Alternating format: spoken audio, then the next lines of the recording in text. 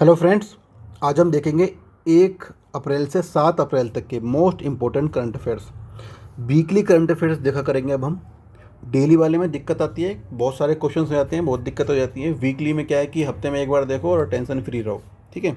अगर आपने अभी तक एग्ज़ाम ओरिएंटेड सब्सक्राइब नहीं किया है तो जल्दी जाओ सब्सक्राइब कर लो, और वीडियो को लाइक ज़रूर कर देना, और वीडियो को शेयर ज़रूर कर देना। लाइक करते हैं तो हमें लगता है कि हाँ, हमारी वीडियो पसंद की जा रही है और हम अच्छी प्रयास करते हैं अच्छे से और बनाने में। शेयर करेंगे तो इसमें आपका कुछ जाने वाला नहीं है, हमारा थोड़ा भला हो जाएगा। ठीक है। और अगर आपको पीडीएफ चाहिए तो वो आपको वीडियो के डिस्क्रिप्शन में हमेशा की तरह प्रोवाइड करा दी जाएगी।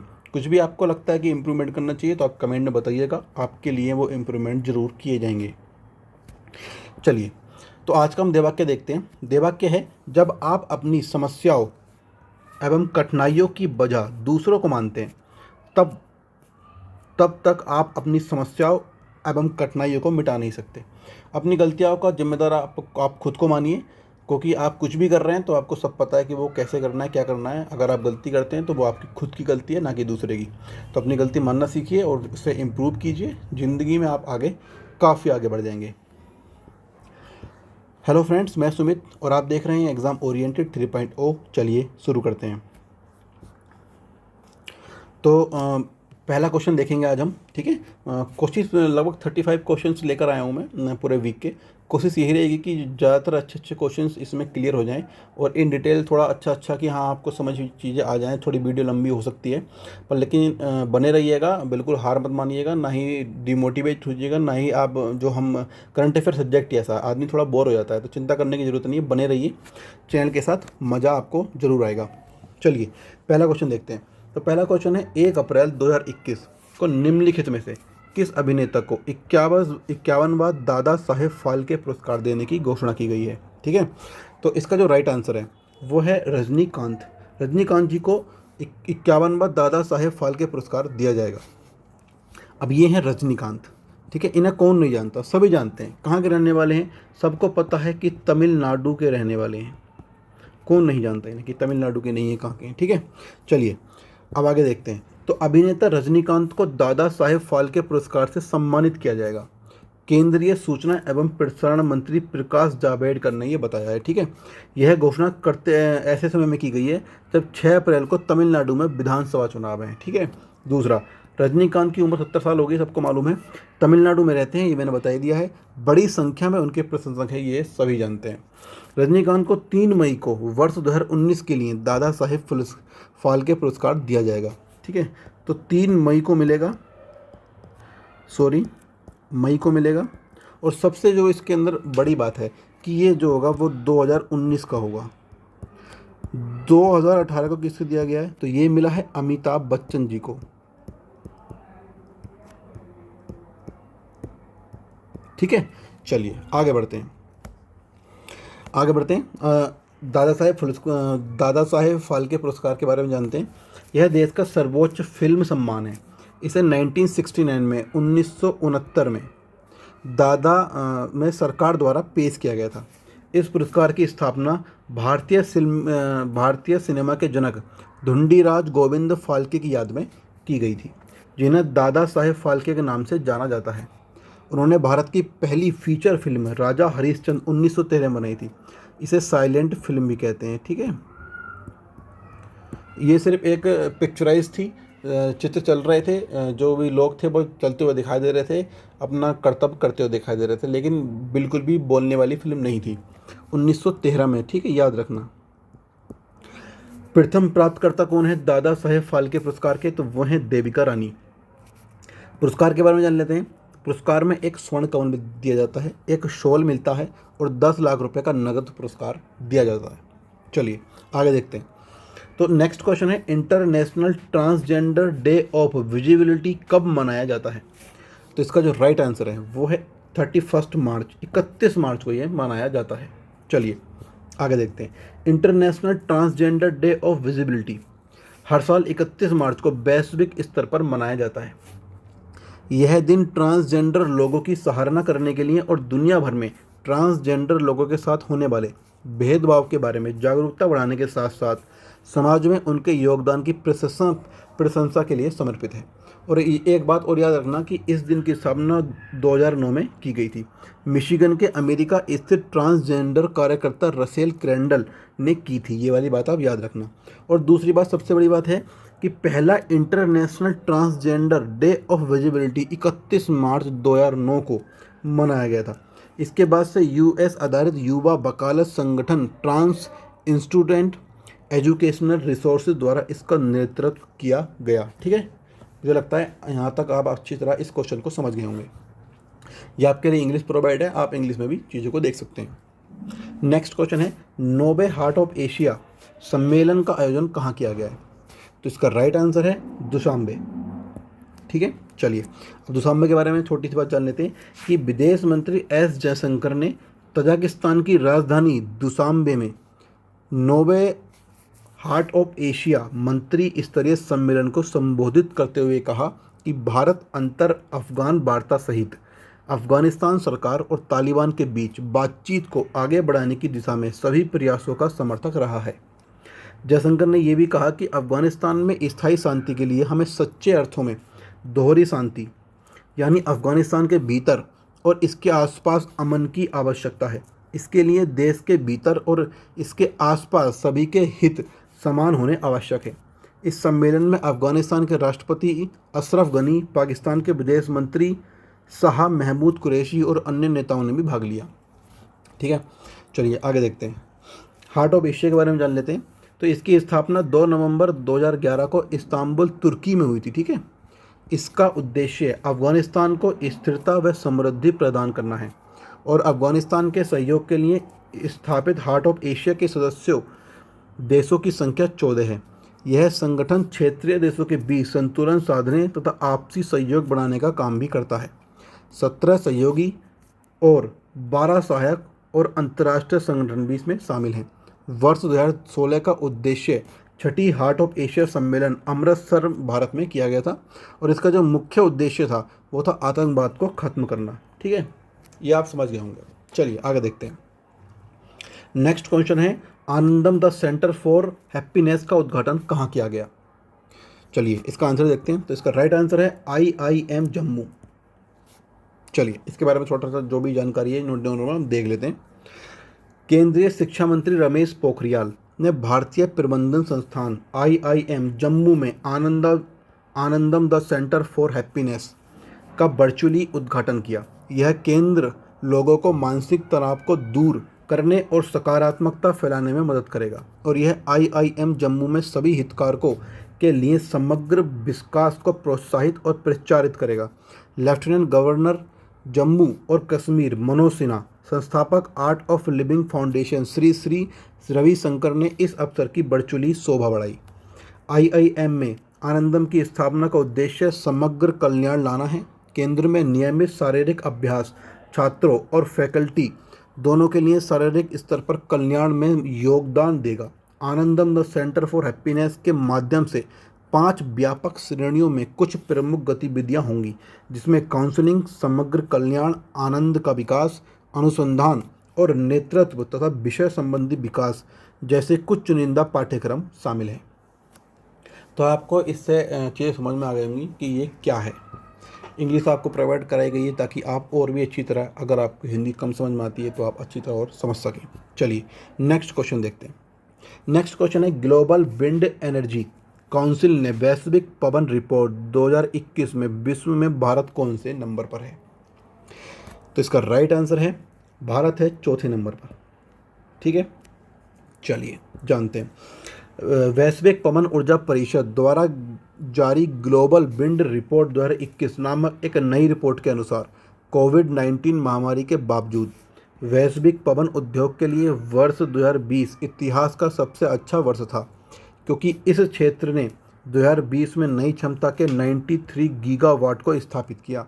यह 25 मार्च 2021 को GWEC द्वारा जारी 16वीं वार्षिक फ्लैगशिप रिपोर्ट है। 93 गीगावाट दर साल 53% वृद्धि को दर्शाता है। चलिए आगे देखते हैं। पिछले एक दशक में वैश्विक पवन ऊर्जा बाजार में 4 गुना वृद्धि हुई, लेकिन 2020 में रिकॉर्ड वृद्धि देखी गई। यह वृद्धि अकेले चीन और अमेरिका में प्रतिष्ठानों की वृद्धि से प्रेरित थी। यूएस और चीन ने कुल मिलाकर 2020 में 75% नया इंस्टॉलेशन स्थापित किया, जो दुनिया की कुल पवन ऊर्जा क्षमता का आधे से अधिक हिस्सा है। वर्तमान परिदृश्य में दुनिया भर में 743 गीगावाट पवन ऊर्जा क्षमता स्थापित की गई है, जो सालाना 1.1 बिलियन टन से अधिक CO2 से बचाने में मदद कर रही है। हालांकि GWEC की रिपोर्ट बताती है कि स्थापित पवन ऊर्जा की मौजूदा दर 2050 तक कार्बन तटस्थता प्राप्त करने के लिए पर्याप्त नहीं होगी। ग्लोबल वार्मिंग को पूर्व औद्योगिक स्तरों से 2 डिग्री सेल्सियस नीचे तक सीमित करने के लिए दुनिया को हर एक वर्ष में न्यूनतम 180 गीगावाट नई पवन ऊर्जा स्थापित करने की आवश्यकता है। इस तरह 2050 तक शुद्ध शून्य उत्सर्जन लक्ष्य को पूरा करने के लिए इसे सालाना 280 गीगावाट करने की क्षमता बढ़ानी होगी। तो काफ़ी बड़ा लक्ष्य है 2050 तक के लिए। ठीक है, चलिए आगे देखते हैं। नेक्स्ट क्वेश्चन है, RBI की स्थापना दिवस कब मनाया जाता है? तो इसका राइट आंसर है 1 अप्रैल को। यह आप सभी को मालूम है कि 1 अप्रैल 1935 में इसकी स्थापना हुई थी। ठीक है, और बाकी जान लेते हैं, छोटी मोटी जानकारी आपको यहाँ पे मिल जाएंगी। गवर्नर हैं इस वक्त शक्तिकांत दास, हेडक्वार्टर है मुंबई। इसकी जो एस्टेब्लिश स्थापना हुई थी वो 1 अप्रैल 1935 में हुई थी, और जो नेशनलाइजेशन जो जिसे हम राष्ट्रीयकरण कहते हैं वो 1 जनवरी 1949 में किया गया था। तो इतनी जानकारी आपको एक अच्छे रूप में मिल गई। चलिए और बाकी जानते हैं। इसकी स्थापना 1 अप्रैल सन 1935 को reserve bank of India act 1934 के अनुसार हुई। ठीक है, ये मोस्ट इंपोर्टेंट लाइन है कि किस एक्ट के द्वारा हुई। तो reserve bank of India act 1934। Bharat के अर्थज्ञ बाबा साहेब अम्बेडकर ने भारतीय रिजर्व बैंक की स्थापना में अहम भूमिका निभाई है। उनके द्वारा प्रदान किए गए दिशा निर्देशों या निदेशक सिद्धांत के आधार पर भारतीय रिजर्व बैंक बनाई गई थी। बैंक की कार्य पद्धति या काम करने वाली शैली और उसका दृष्टिकोण बाबा साहेब ने हिल्टन यंग कमीशन के सामने रखा था।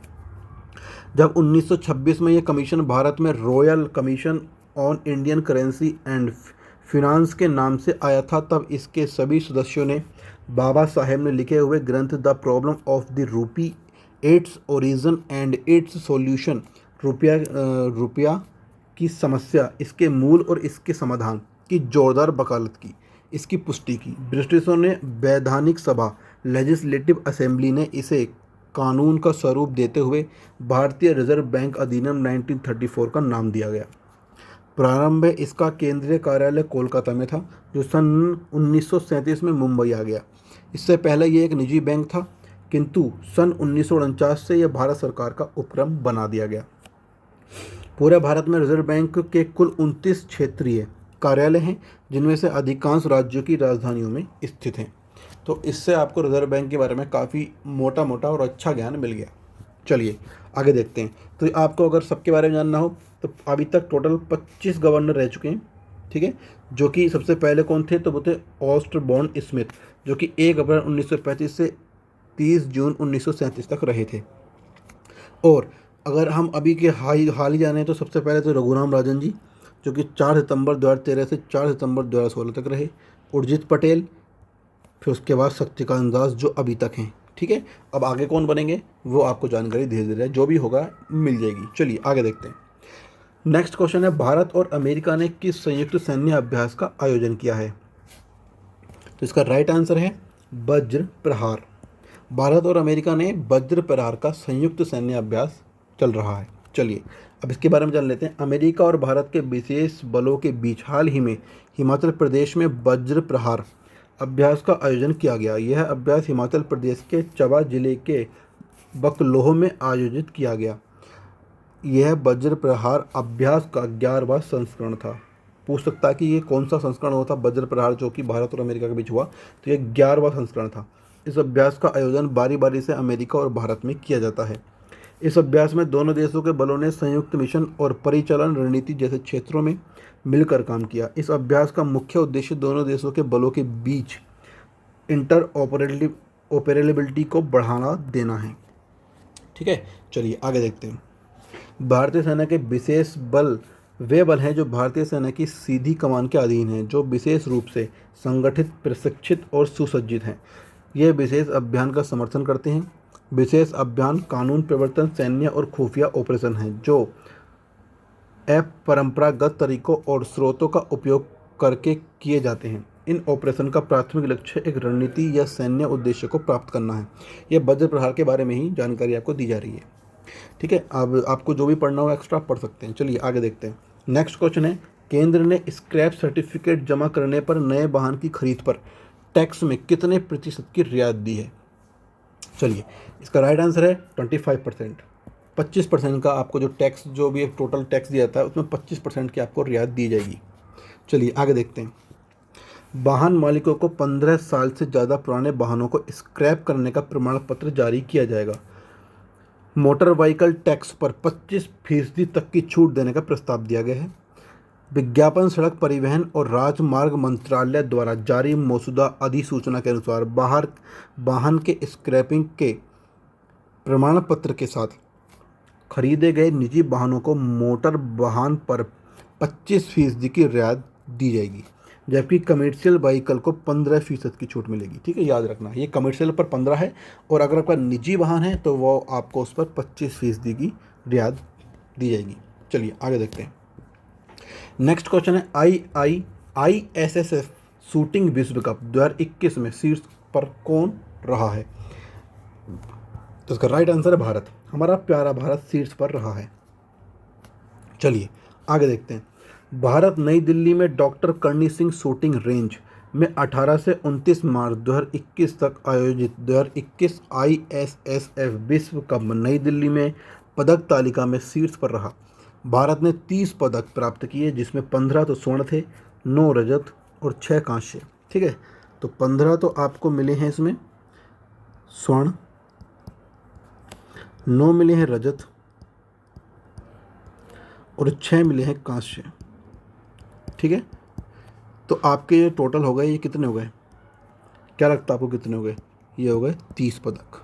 ठीक है, अमेरिका 4 स्वर्ण, 3 रजत और 1 कांस्य सहित 8 पदकों के साथ दूसरे स्थान पर रहा है। आप लगा लीजिए, पहले पर भारत रहा है 30 पदक जीते हैं और दूसरे पर सीधा अमेरिका है, उसने सिर्फ और सिर्फ 8 जीते हैं। चलिए आगे बढ़ते हैं। 15 के 15 जो स्वर्ण हैं उनके यहाँ पर आपको नाम दे दिए गए हैं। आप इससे आप पढ़ सकते हैं कि यहाँ भी कौन कौन है। जो भी आपको जानकारी चाहिए PDF तो आपको मिली जाएगी। चलिए आगे देखते हैं। हाल ही में 2020 का सरस्वती सम्मान किसे मिला है? चलिए, इसका राइट आंसर है डॉक्टर शरण कुमार लिनवाले। ठीक है, इनके बारे में जान लेते हैं। देखिए, ये हैं सरस्वती सम्मान प्राप्त करने वाले। ठीक है, ये हैं शरण कुमार जी। चलिए आगे देखते हैं। प्रसिद्ध मराठी लेखक डॉक्टर शरण कुमार लिनवाले को उनकी पुस्तक सनातन के लिए सरस्वती सम्मान 2020 प्राप्त होगा। पुरस्कार में 15 लाख रुपए, एक प्रशस्ति पत्र और एक पट्टिका है।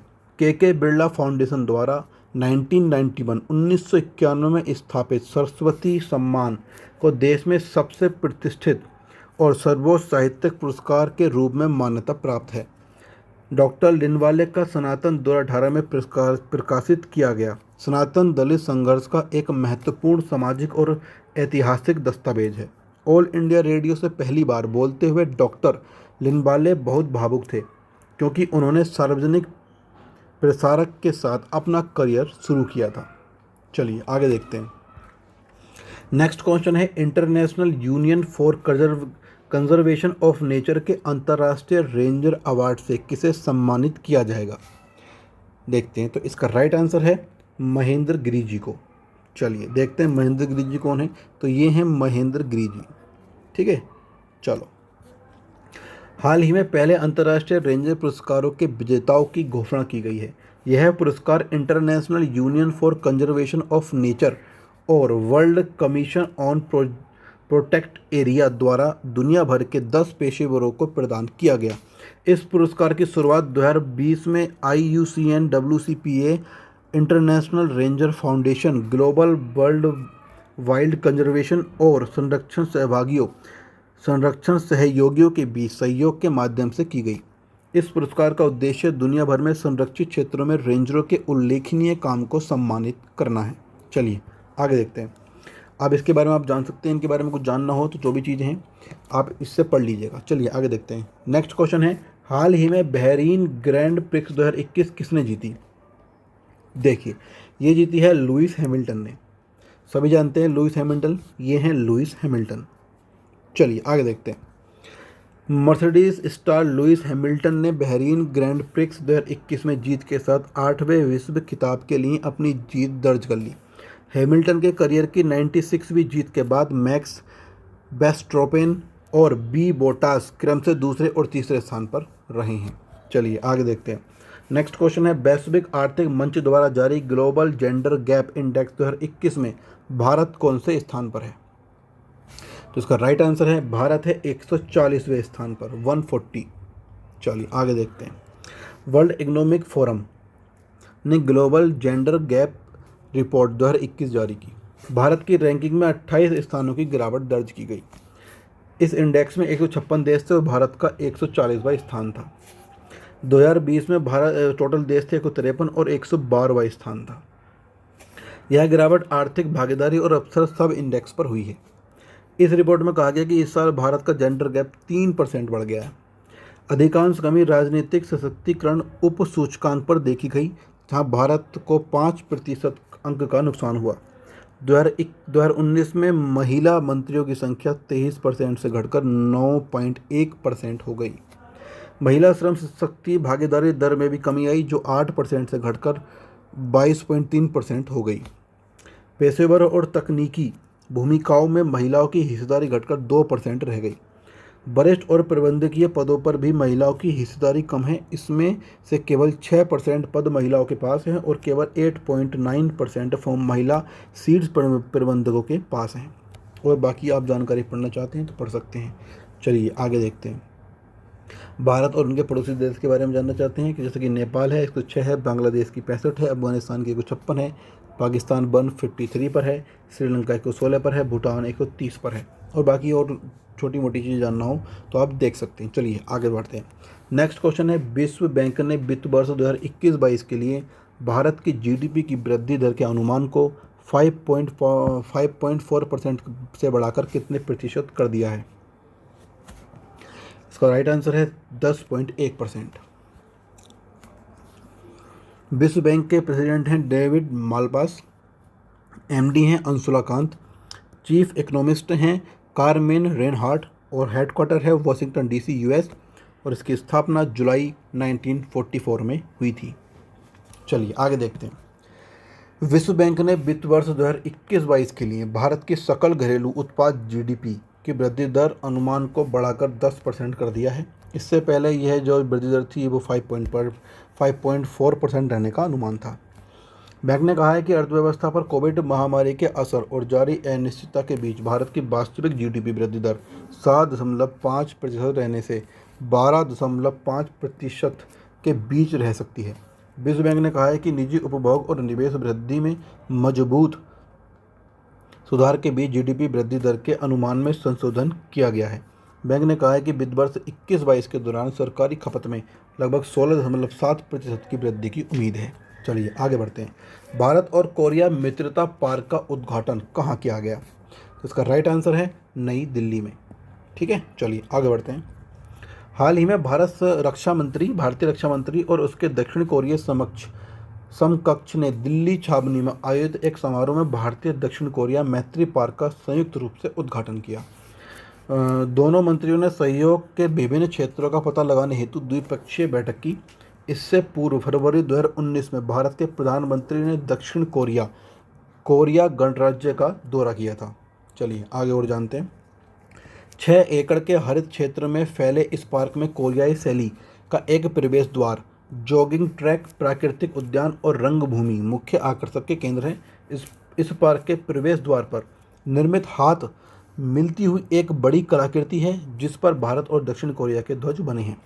पार्क में प्रतिष्ठित सैन्य जनरल के.एस. थमैया की भी एक विशाल प्रतिमा लगी है। उन्होंने कोरिया में भारत की अध्यक्षता वाले तटस्थ राष्ट्रीय प्रत्यावर्तन आयोग (NNRC) के चेयरमैन के रूप में भारतीय सैन्य दल का नेतृत्व किया था। चलिए आगे बढ़ते हैं। और भी जानकारी चाहिए तो आप PDF से ले सकते हैं, यहाँ पर आप पॉज कीजिएगा और पढ़ लीजिएगा जो यहाँ पर ये जानकारी है। चलिए आगे बढ़ते हैं। नेक्स्ट क्वेश्चन है, किस राज्य सरकार ने महेंद्रगिरी को राज्य के दूसरे बायोस्फीयर रिवर्स के रूप में प्रस्तावित किया है? इसका राइट आंसर है ओडिशा। ठीक है, ओडिशा। अब ओडिशा के बारे में छोटी सी बात जान लेते हैं। यहाँ के चीफ मिनिस्टर हैं नवीन पटनायक, गवर्नर है गणेशी लाल, राजधानी है भुवनेश्वर। ठीक है, चलिए आगे बढ़ते हैं। उड़ीसा राज्य सरकार ने महेंद्रगिरी को राज्य के दूसरे बायोस्फीयर रिजर्व के रूप में प्रस्तावित किया है। यह राज्य के गजपति जिले में एक पर्वत है। यह 1501 मीटर ऊंचाई पर स्थित महेंद्रगिरी राज्य की दूसरी सबसे ऊंची चोटी भी यही है। ठीक है, याद रखिएगा। राज्य के प्रस्तावित दूसरे बायोस्फीयर रिजर्व महेंद्रगिरी का क्षेत्रफल लगभग 4,70,955 हेक्टेयर है। इस प्रस्तावित परियोजना के लिए बायोस्फीयर रिजर्व समिति द्वारा तैयार की गई व्यवहार्यता रिपोर्ट के अनुसार पहाड़ी पारिस्थितिकी तंत्र दक्षिण भारत और हिमालय के वनस्पतियों और जीवों के बीच एक संक्रमणकालीन क्षेत्र के रूप में कार्य कर रहा है। यह इस क्षेत्र को आनुवंशिक विविधता का पारिस्थितिक क्षेत्र बनाता है। चलिए आगे बढ़ते हैं। अब जो भी आपको जानकारी चाहिए वहाँ से मिल जाएगी। छोटी सी बात जान लेते हैं कि इससे पहले कौन था, तो वो था Simlipal biosphere reserve. Simlipal biosphere reserve Orissa का पहला बायोस्फीयर रिजर्व है। इसे 20 मई 1996 को अधिसूचित किया गया था। इसका क्षेत्रफल 5,569 वर्ग किलोमीटर है। चलिए आगे बढ़ते हैं। नेक्स्ट क्वेश्चन है, कारगिल जास्कर सड़क के उन्नयन के लिए सरकार ने कितने करोड़ रुपए की परियोजना को मंजूरी दी है? तो इसका राइट आंसर है 780 करोड़ रुपए की मंजूरी दी गई है। केंद्र सरकार ने कारगिल जास्कर रोड के उन्नयन के लिए 780 करोड़ रुपए परियोजना को मंजूरी दे दी है। 2 lane Kargil Zanskar NS 301 road EPC mode के तहत मंजूरी दे दी गई है। वायु परिवहन और राजमार्ग के वायु संवाददाता मंत्री नितिन गडकरी ने 780 करोड़ परियोजना के उन्नयन को मंजूरी दे दी है। ठीक है, इतनी जानकारी क्या थी, नॉर्मल थी इस क्वेश्चन के लिए। बाकी जो जानकारी है वो एक्स्ट्रा है, आप पढ़ सकते हैं PDF से। चलिए आगे देखते हैं।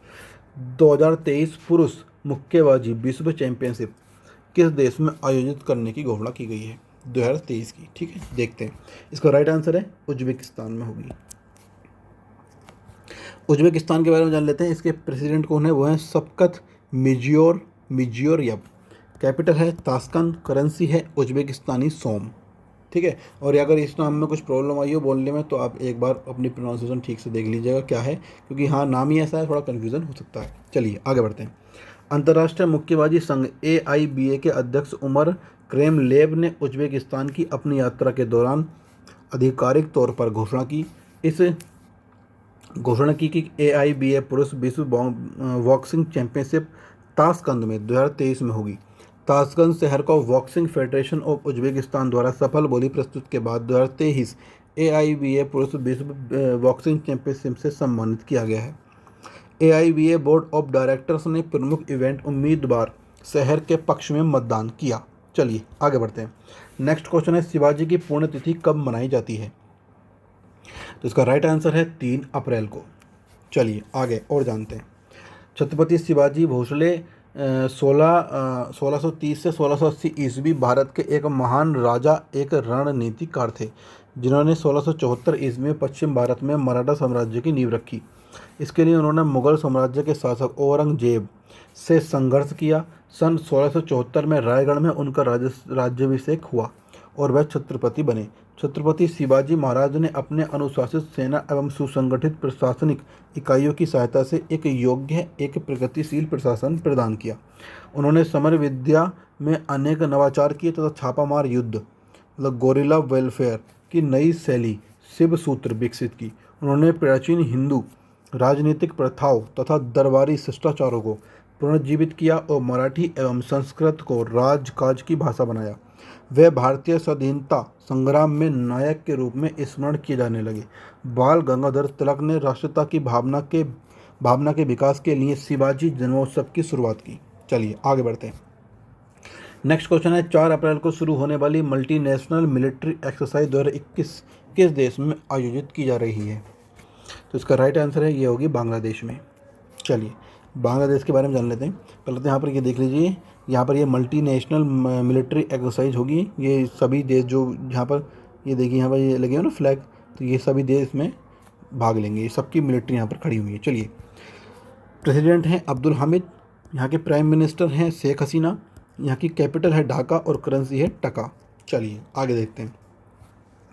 मल्टीनेशनल मिलिट्री एक्सरसाइज शांतिर ओग्रेशिना फ्रंट रनर ऑफ पीस का आयोजन 4 अप्रैल 2021 को बंगबंधु सेनानी बांस बांग्लादेश में बांग्लादेश के राष्ट्रपिता बंगबंधु शेख मुजीबुर रहमान की जन्मशती मनाने और मुक्ति के 50 वर्षों के गौरवशाली अवसर पर शुरू की गई रॉयल भूटान आर्मी श्रीलंका की सेना और बांग्लादेश की आर्मी की टुकड़ी के साथ 4 अप्रैल से 12 अप्रैल 2021 तक 30 जवानों की भारतीय दल इस अभ्यास में भाग ले रही है। ठीक है, और बाकी आप जानकारी ले सकते हैं।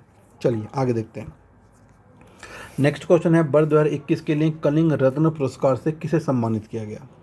इसका राइट आंसर है विश्वभूषण हरिचंदन। चलिए, ये हैं विश्वभूषण हरिचंदन। आगे बढ़ते हैं।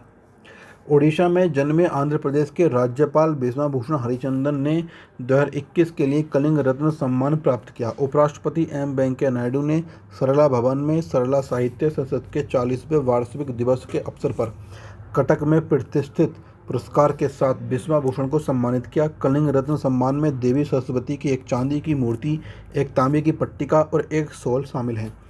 विश्वभूषण हरिचंदन के बारे में जान लेते हैं। 3 अगस्त 1934 को पुरी जिले में गोडीझरा गांव में जन्मे विश्वभूषण को साहित्य में उनके योगदान के लिए पुरस्कार से सम्मानित किया गया था। बाकी आप चीज़ें इसमें जान सकते हैं। चलिए आगे बढ़ते हैं। हाल ही में किस राज्य के मुख्यमंत्री ने सूरत में दांडी यात्रा में भाग लिया है?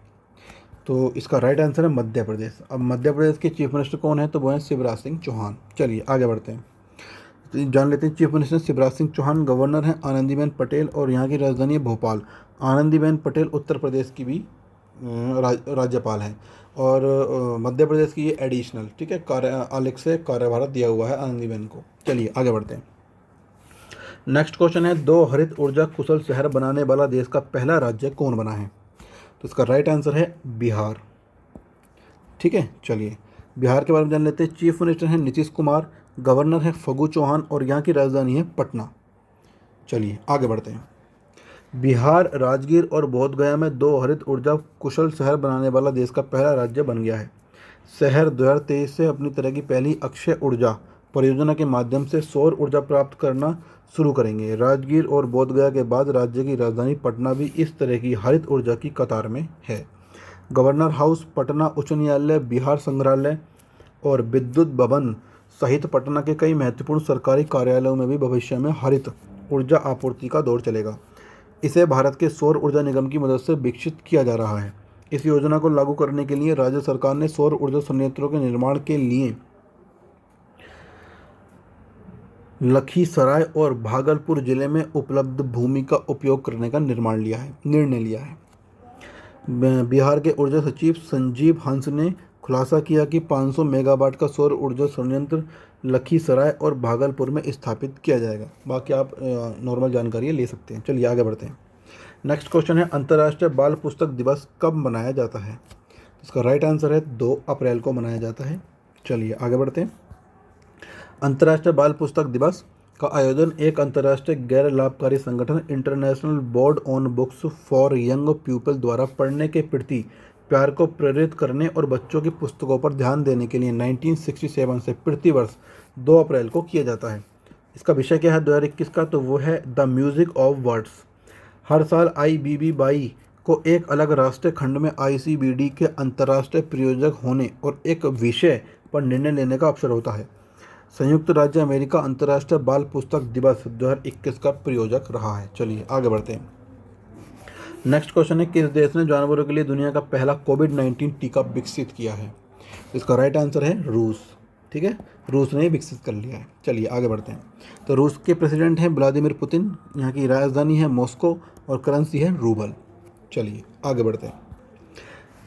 नोवल कोरोना वायरस के खिलाफ दुनिया का पहला पशु टीका रूस में देश के कृषि सुरक्षा प्रहरी रोसेल खोजनाडजोर, नाम ही ऐसा है, क्या बताएं, में पंजीकृत किया गया है। रोसेल खोजनाडजोर पशु चिकित्सा और फाइटोसैनिटरी निगरानी के लिए संघीय सेवा की एक इकाई द्वारा विकसित जानवरों के लिए टीका को कार्नी कार्निबैकॉप नाम दिया गया था। ठीक है, ये वाला नाम आप यहाँ पर ये याद रखना कि जो जानवरों के लिए टीका बनाया उसका नाम क्या दिया गया था, तो वो था कार्निबैकॉप। टीकाकरण के बाद 6 महीने तक प्रतिरक्षा बनी रहती है, लेकिन खुराक के डेवलपर्स ने इसका विश्लेषण करना जारी रखा है। इस वैक्सीन का उपयोग रूसी वैज्ञानिकों के अनुसार वायरस उत्परिवर्तन के विकास को रोक सकता है। यह जानवरों में कोविड-19 को रोकने के लिए दुनिया का पहला और एकमात्र उत्पाद है। चलिए आगे बढ़ते हैं। नेक्स्ट क्वेश्चन है, शांतिर अग्रसेन 2021 सैन्य अभ्यास में भारतीय सेना किस देश में भाग लेगी? तो इसका राइट आंसर है बांग्लादेश में लेगी। ठीक है, चलिए। तो बांग्लादेश की जो प्रेसिडेंट है वो है अब्दुल हामिद, प्राइम मिनिस्टर शेख हसीना, राजधानी ढाका, करेंसी टका। ओके, चलिए। बांग्लादेश में शांतिर अग्रसेन 2021 शांति का फ्रंट रनर नामक एक बहुराष्ट्रीय सैन्य अभ्यास 4 से 12 अप्रैल 2021 तक आयोजित किया जा रहा है। इस अभ्यास का विषय है Roberts peace keeping operation. Bangladesh के एक राष्ट्रपिता बंगबंधु शेख मुजीबुर रहमान की जन्म शताब्दी और देश की मुक्ति के गौरवशाली 50 वर्ष पूरे होने के उपलक्ष्य में यह अभ्यास आयोजित किया जा रहा है। अभ्यास के विषय में जान लेते हैं। रॉयल भूटान आर्मी श्रीलंका और बांग्लादेश की आर्मी की टुकड़ी के साथ भारतीय सेना भी इस बहुराष्ट्रीय अभ्यास में भाग ले रही है। भारतीय दल जो है उसमें 30 कर्मचारी शामिल होंगे, जिसमें द डोगरा रेजिमेंट के बटालियन के अधिकारी, जेसीओ और जवान शामिल हैं। संयुक्त राज्य अमेरिका, यूके, टर्की, सऊदी अरब, कुवैत और सिंगापुर भी सैन्य पर्यवेक्षकों के रूप में अभ्यास में भाग लेंगे। चलिए आगे बढ़ते हैं। नेक्स्ट क्वेश्चन है, भारत का सबसे बड़ा तैरता हुआ सौर ऊर्जा संयंत्र कहाँ पर स्थापित किया जाएगा? तो इसका राइट आंसर है तेलंगाना। ये कहाँ पर स्थापित होगा? तेलंगाना में। चलिए आगे बढ़ते हैं। यहाँ के चीफ मिनिस्टर हैं के चंद्रशेखर राव, गवर्नर हैं तमिलिसाई सुंदरराजन और यहाँ की जो कैपिटल है वो है हैदराबाद। चलिए आगे बढ़ते हैं। तेलंगाना के रामागुंडम में 100 मेगावाट की क्षमता वाला भारत का सबसे बड़ा तैरता हुआ सौर ऊर्जा संयंत्र स्थापित किया जाएगा। ठीक है, और यह सौर परियोजना राष्ट्रीय थर्मल पावर कॉरपोरेशन द्वारा कमीशन की जाएगी। ठीक है, ये वाली बात जरूर याद रखना। लगभग 423 करोड़ रुपए की लागत वाली इस परियोजना में 4.5 लाख फोटोवोल्टिक पैनल होंगे। यह सौर ऊर्जा पैनल जलाशय के 450 एकड़ क्षेत्र को कवर करेगा।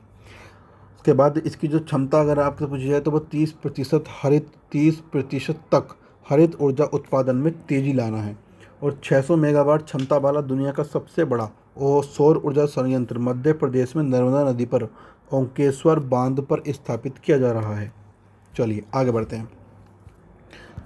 नेक्स्ट क्वेश्चन है, भारत का पहला पूर्ण विद्युतीकरण रेलवे जोन कौन सा है? चलो आगे बढ़ते हैं। इसका राइट आंसर है पश्चिमी मध्य रेलवे। ओके, आगे देखते हैं। रेल मंत्रालय भारत सरकार द्वारा दिनांक 4 जुलाई 2002 को औपचारिक रूप से इस रेलवे की गठन की अधिसूचना जारी करने के साथ पश्चिम मध्य रेलवे एक नए क्षेत्रीय रेलवे के रूप में अस्तित्व में आया था। इस नए क्षेत्रीय रेलवे का मुख्यालय जबलपुर में स्थित है। ठीक है, ये वाली बात याद रखना, जबलपुर में इसका मुख्यालय स्थित है पश्चिम मध्य रेलवे का।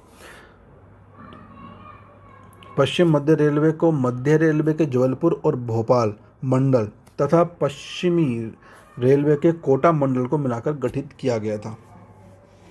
चलो आगे बढ़ते हैं। वो बाकी जो भी जानकारी हो आप इससे ले सकते हैं। चलो आगे बढ़ते हैं। किस देश के राष्ट्रपति ने H1B1 वीजा पर लगे प्रतिबंध को समाप्त कर दिया है? यह है राइट आंसर अमेरिका। चलो आगे देखते हैं। प्रेसिडेंट हैं जो बाइडेन, कैपिटल है वॉशिंगटन डीसी और करेंसी है अमेरिकन डॉलर। अमेरिका के राष्ट्रपति जो बाइडेन ने गुरुवार को विदेशी श्रमिकों के वीज़ा, खास तौर से H1B1 वीज़ा पर प्रतिबंधों की अवधि को समाप्त होने दिया। अब इससे क्या होगा? इससे हजारों भारतीय IT पेशेवरों को फ़ायदा मिलने की पूरी उम्मीद की जा रही है। ट्रंप ने पिछले साल कोविड-19 संकट और देशव्यापी लॉकडाउन के बीच H1B सहित कई अस्थायी या गैर प्रवासी वीज़ा श्रेणियों के आवेदकों के अमेरिका में प्रवेश को रोक दिया था। उसके बाद उन्होंने बाद में इस अधिसूचना को 31 मार्च 2021 तक बढ़ा दिया था। ये इस लगाया किसने था? तो ये ट्रंप सरकार ने लगाया था और इसकी जो डेट बढ़ा दी थी वो 31 मार्च तक कर दी थी। अब दोबारा से आया। हालांकि अमेरिका के नवनिर्वाचित राष्ट्रपति जो बाइडेन ने H1B वीज़ा पर प्रतिबंध जारी रखने के लिए नई घोषणा नहीं की है। उन्होंने ट्रंप की आवर्जन नीतियों को क्रूर बताते हुए H1B वीज़ा पर से निलंबन हटाने का वादा किया था। H1B वीज़ा एक गैर अप्रवासी वीज़ा है जो अमेरिकी कंपनियों को कुछ व्यवसायों के लिए विदेशी श्रमिकों की नियुक्ति की अनुमति देता है, जहां सैद्धांतिक या तकनीकी विशेषज्ञता की ज़रूरत होती है। आईटी कंपनियां भारत और चीन जैसे देशों से हर साल हज़ारों कर्मचारियों को नियुक्त करने के लिए इस वीज़ा पर निर्भर है। आगे बढ़ते हैं। नेक्स्ट क्वेश्चन है, राष्ट्रीय समुद्री दिवस कब मनाया जाता है? तो इसका राइट आंसर है 5 अप्रैल को मनाया जाता है। चलो आगे देखते हैं। 5 अप्रैल 1919 को बॉम्बे से लंदन के लिए रवाना हुए पहले भारतीय स्वामित्व वाले जहाज SS loyalty Scindia steam navigation company limited का पहला जहाज किसकी पहली यात्रा के उपलक्ष्य में राष्ट्रीय समुद्री दिवस हर साल 5 अप्रैल को मनाया जाता है। यह भारत के शिपिंग इतिहास के लिए महत्वपूर्ण कदम था, जब समुद्री मार्गों को अंग्रेजों द्वारा नियंत्रित किया जाता था। इसने भारत के समुद्री इतिहास में लाल पत्र दिवस को चिन्हित किया। राष्ट्रीय समुद्री दिवस को 1964 से प्रतिवर्ष मनाया जाता है। और अगली बात यह है कि हर साल विश्व समुद्री संगठन, अंतर्राष्ट्रीय समुद्री संगठन IMO और अन्य अंतर्राष्ट्रीय संगठनों द्वारा सितंबर के अंतिम गुरुवार को मनाया जाता है। मार्च 1978 में पहली बार विश्व समुद्री दिवस मनाया गया था।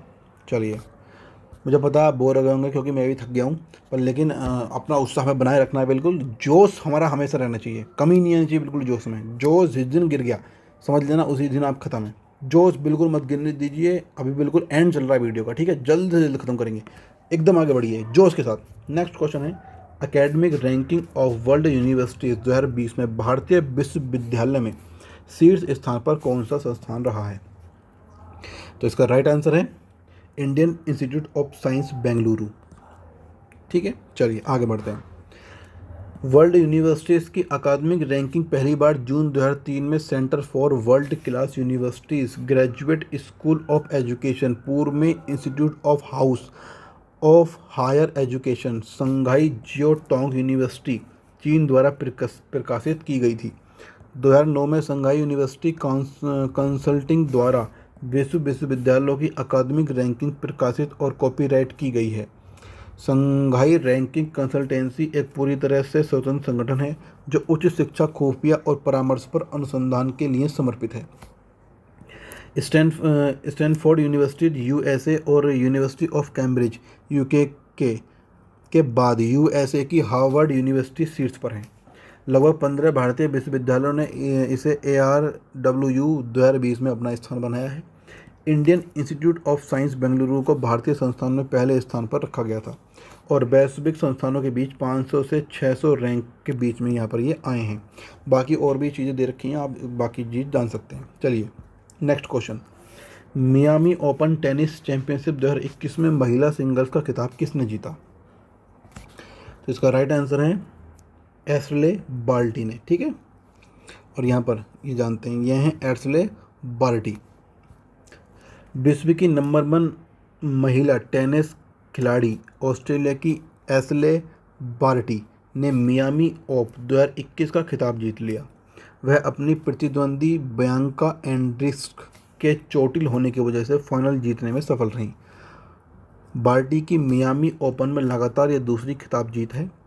मैच के दौरान कनाडा की एंड्रीस्कू चोटिल हो गई, जिसके बाद उन्हें मैदान छोड़ना पड़ गया था। चलिए आगे बढ़ते हैं। नेक्स्ट क्वेश्चन है, नेपाल में संपन्न हुई दक्षिण एशियाई वुशु चैंपियनशिप 2021 में किस भारतीय खिलाड़ी ने स्वर्ण पदक जीता है? तो इसका राइट आंसर है अनिया मिथुन।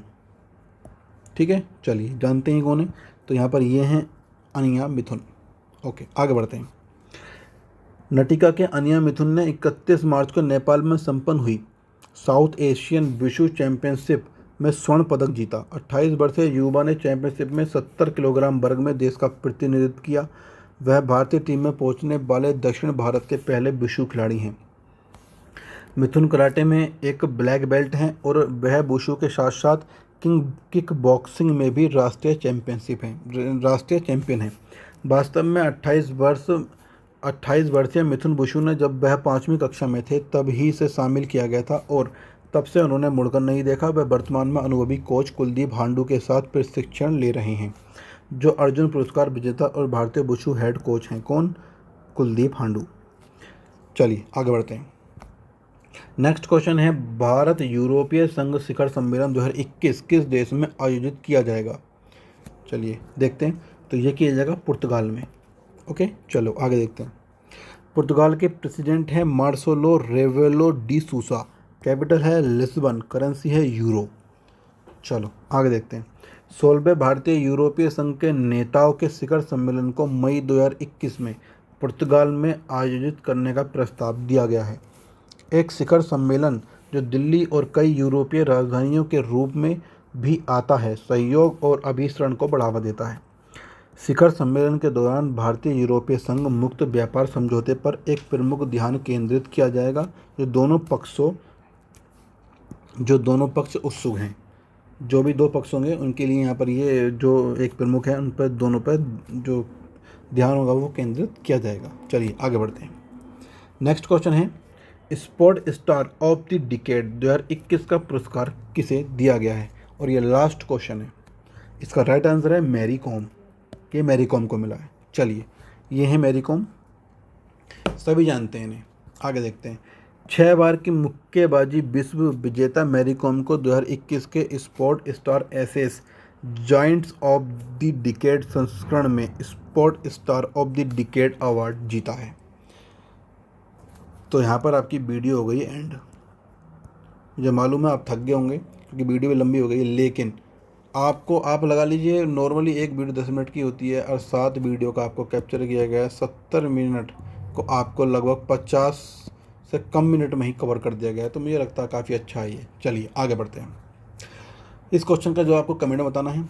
ईस्ट इंडिया कंपनी ने किस वर्ष बॉम्बे को पुर्तगालियों से प्राप्त किया? अगर आपको वीडियो अच्छी लगी तो लाइक कीजिए, शेयर कीजिए, सब्सक्राइब कीजिए, बेल आइकन को ऑन कर लीजिए। अगर आपको पीडीएफ चाहिए तो वो आपको वीडियो के डिस्क्रिप्शन में मिल जाएगी। बने रहिए हमारे ऐसे ही वीकली बेहतरीन करंट अफेयर के साथ। Thank you.